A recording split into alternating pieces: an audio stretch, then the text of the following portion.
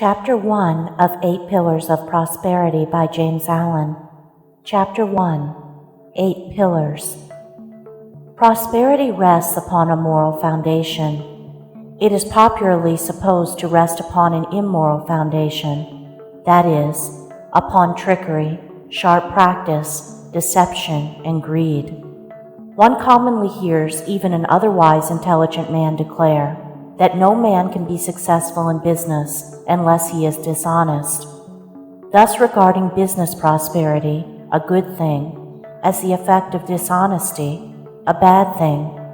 Such a statement is superficial and thoughtless, and reveals a total lack of knowledge of moral causation, as well as a very limited grasp of the facts of life. It is as though one should sow henbane and reap spinach, or erect a brick house on a quagmire, things impossible in the natural order of causation, and therefore not to be attempted. The spiritual or moral order of causation is not different in principle, but only in nature. The same law obtains in things unseen, in thoughts and deeds, as in things seen, in natural phenomena. Man sees the processes in natural objects and acts in accordance with them, but not seeing the spiritual processes, he imagines that they do not obtain, and so he does not act in harmony with them. Yet these spiritual processes are just as simple and just as sure as the natural processes. They are indeed the same natural modes manifesting in the world of mind. All the parables and a large number of the sayings of the great teachers are designed to illustrate this fact. The natural world is the mental world made visible. The seen is the mirror of the unseen. The upper half of a circle is in no way different from the lower half, but its sphericity is reversed. The material and the mental are not two detached arcs in the universe. They are the two halves of a complete circle. The natural and the spiritual are not at eternal enmity, but in the true order of the universe are eternally at one. It is in the unnatural, in the abuse of function and faculty, where division arises, and where man is wrestled back, with repeated sufferings, from the perfect circle from which he has tried to depart. Every process in matter is also a process in mind. Every natural law has its spiritual counterpart. Take any natural object, and you will find its fundamental processes in the mental sphere if you rightly search. Consider, for instance, the germination of a seed and its growth into a plant, with the final development of a flower, and then back to seed again. This also is a mental process. Thoughts are seeds, which falling in the soil of the mind, germinate and develop until they reach the completed stage, blossoming into deeds good or bad, brilliant or stupid, according to their nature, and ending as seeds of thought to be again sown in other minds. A teacher is a sower of seed, a spiritual agriculturist, while he who teaches himself is the wise farmer of his own mental plot. The growth of a thought is as the growth of a plant. The seed must be sown seasonably, and time is required for its full development into the plant of knowledge and the flower of wisdom. While writing this, I pause and turn to look through my study window, and there, 100 yards away, is a tall tree, in the top of which some enterprising rook from a rookery close by has, for the first time, built its nest. A strong northeast wind is blowing, so that the top of the tree is swayed violently to and fro by the onset of the blast. Yet there is no danger to that frail thing of sticks and hair, and the mother bird, sitting upon her eggs, has no fear of the storm. Why is this? It is because the bird has instinctively built her nest in harmony with principles which ensure the maximum strength and security. First, a fork is chosen as the foundation for the nest, and not a space between two separate branches, so that, however great may be the swaying of the top tree, the position of the nest is not altered, nor its structure disturbed. Then the nest is built on a circular plan, so as to offer the greatest resistance to any external pressure. as well as to obtain more perfect compactness within, in accordance with its purpose. And so, however the tempest may rage, the birds rest in comfort and security. This is a very simple and familiar object, and yet, in the strict obedience of its structure to mathematical law, it becomes to the wise a parable of enlightenment, teaching them that only by ordering one's deeds in accordance with fixed principles is perfect surety, perfect security, and perfect peace obtained amid the uncertainty of events and the turbulent tempests of life. A house or a temple built by a man is a much more complicated structure than a bird's nest, yet it is erected in accordance with those mathematical principles which are everywhere evidenced in nature. And here is seen how man, in material things, obeys universal principles. He never attempts to put up a building in defiance of geometrical proportions, for he knows that such a building would be unsafe, and that the first storm would, in all probability, level it to the ground, if indeed it did not fall about his ears during the process of erection. Man in his material building scrupulously obeys the fixed principles of circle, square, and angle, and aided by rule, plumb line, and compasses, he raises a structure which will resist the fiercest storms, and affords him a secure shelter and safe protection. All this is very simple, the reader may say. Yes, it is simple, because it is true and perfect, so true that it cannot admit the smallest compromise, and so perfect that no man can improve upon it. Man, through long experience, has learned these principles of the material world and sees the wisdom of obeying them, and I have thus referred to them in order to lead up to a consideration of those fixed principles in the mental or spiritual world, which are just as simple and just as eternally true and perfect, yet are at present so little understood by man as he daily violates them, because he is ignorant of their nature and unconscious of the harm he is all the time inflicting upon himself. In mind as matter, in thoughts as things, in deeds as natural processes, there is a fixed foundation of law, which if consciously or ignorantly ignored, leads to disaster and defeat. It is indeed the ignorant violation of this law which is the cause of the world's pain and sorrow. In matter, this law is presented as mathematical. In mind, it is perceived as moral. But the mathematical and the moral are not separate and opposed. They are but two aspects of a united whole. The fixed principles of mathematics, to which all matter is subject, are the body of which the spirit is ethical, while the eternal principles of morality are mathematical truisms operating in the universe of mind. It is as impossible to live successfully apart from moral principles as to build successfully while ignoring mathematical principles.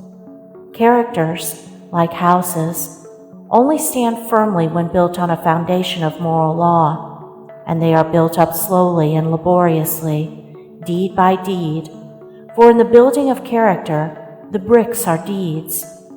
Business and all human enterprises are not exempt from the external order, but can only stand securely by the observance of fixed laws.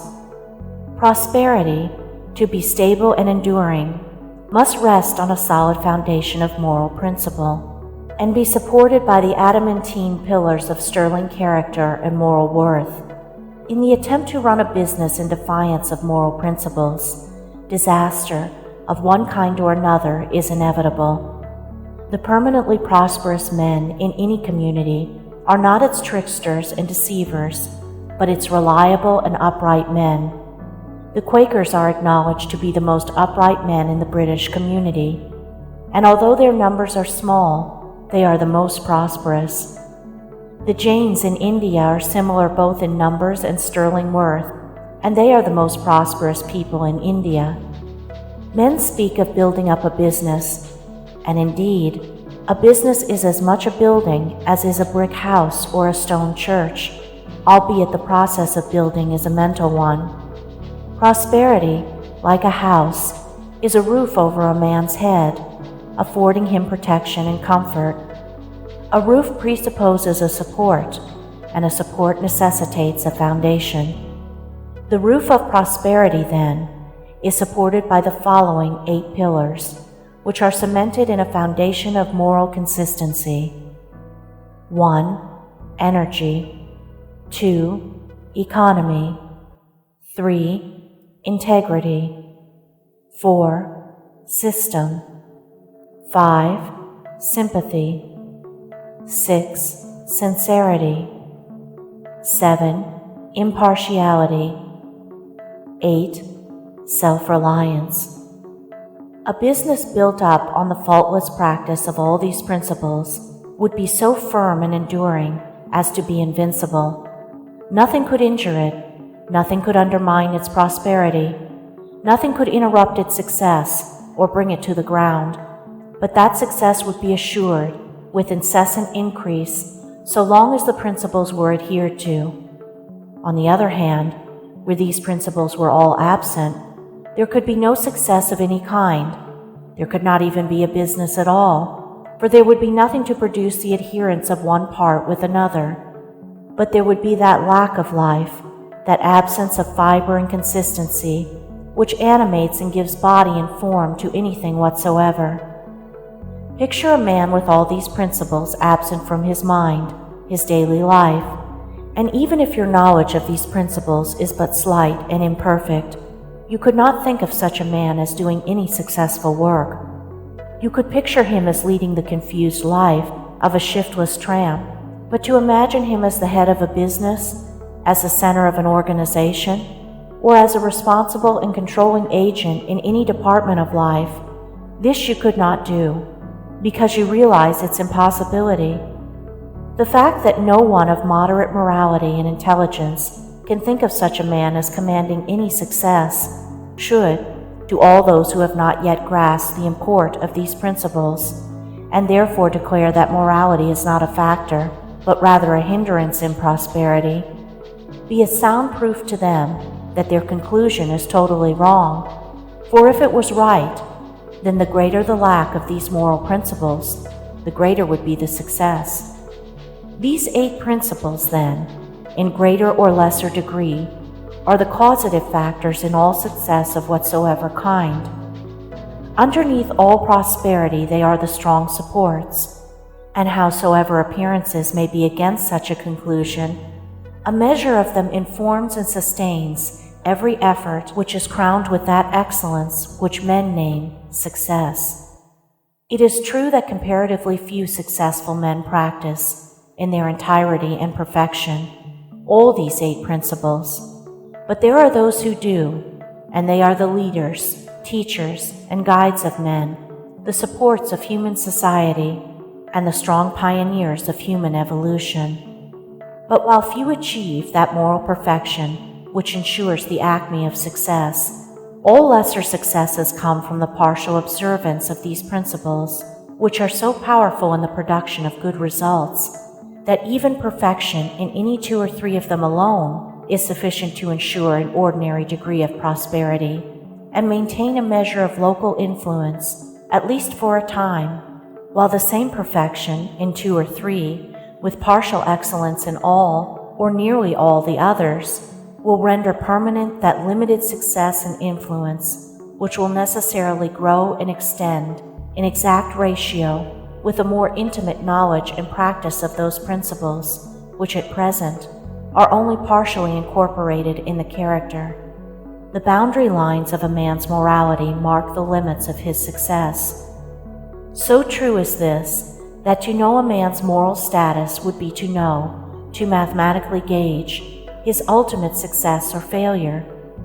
The temple of prosperity only stands insofar as it is supported by its moral pillars, and as they are weakened, it becomes insecure insofar as they are withdrawn. It crumbles away and totters to ruin.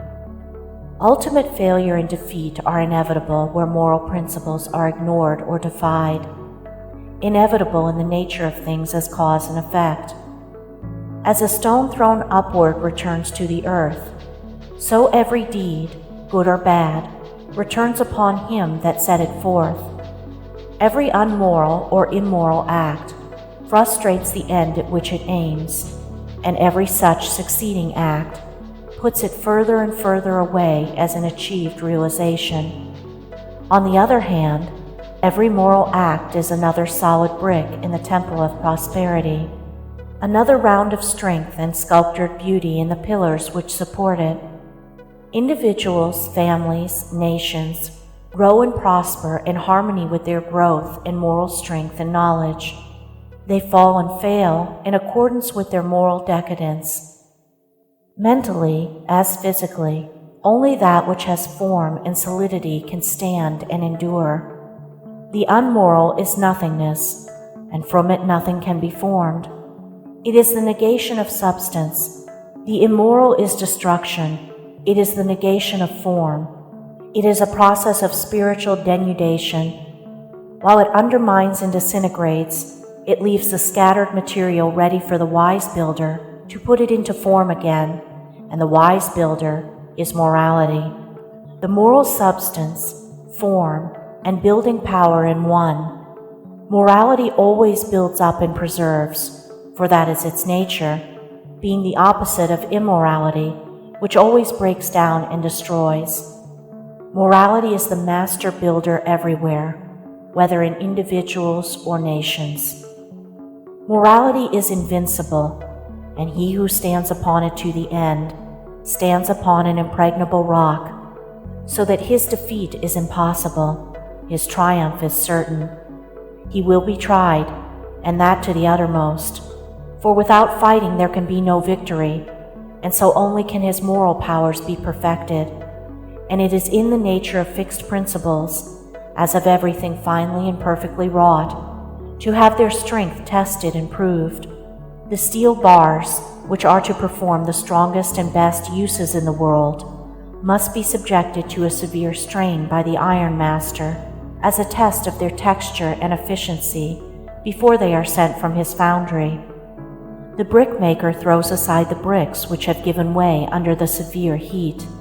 So he who is to be greatly and permanently successful will pass through the strain of adverse circumstances and the fire of temptation, with his moral nature not merely undermined, but strengthened and beautified. He will be like a bar of well-wrought steel, fit for the highest use, and the universe will see, as the iron master his finely wrought steel, that the use does not escape him. Immorality is assailable at every point, and he who tries to stand upon it sinks into the morass of dissolution. Even while his efforts seem to stand, they are crumbling away. The climax of failure is inevitable. While the immoral man is chuckling over his ill-gotten gains, there is already a hole in his pocket through which his gold is falling. While he who begins with morality, yet deserts it for gain in the hour of trial, is like the brick which breaks on the first application of heat. He is not fit for use, and the universe casts him aside, yet not finally, for he is a being and not a brick, and he can live and learn, can repent and be restored. Moral force is the life of all successes, and the sustaining element in all prosperity. But there are various kinds of successes, and it is frequently necessary that a man should fail in one direction, that he may reach up to a greater and more far-reaching success. If, for instance, a literary, artistic, or spiritual genius should begin by trying to make money, it may be, and often is, to his advantage and the betterment of his genius that he should fail therein, so that he may achieve that more sublime success wherein lies his real power. Many a millionaire would doubtless be willing to barter his millions for the literary success of a Shakespeare or the spiritual success of a Buddha, and would thereby consider that he had made a good bargain. Exceptional spiritual success is rarely accompanied with riches, yet financial success cannot in any way compare with it in greatness and grandeur. But I am not, in this book, dealing with the success of the saint or spiritual genius, but with that success which concerns the welfare, well-being, and happiness of the broadly average man and woman, in a word, with the prosperity which, while being more or less connected with money, being present and temporal, yet is not confined thereto, but extends to and embraces all human activities, and which particularly relates to that harmony of the individual with his circumstances, which produces that satisfaction called happiness, and that comfort known as prosperity. To the achievement of this end, so desirable to the mass of mankind, let us now see how the 8 principles operate, how the roof of prosperity is raised and made secure upon the pillars by which it is supported. End of Chapter 1.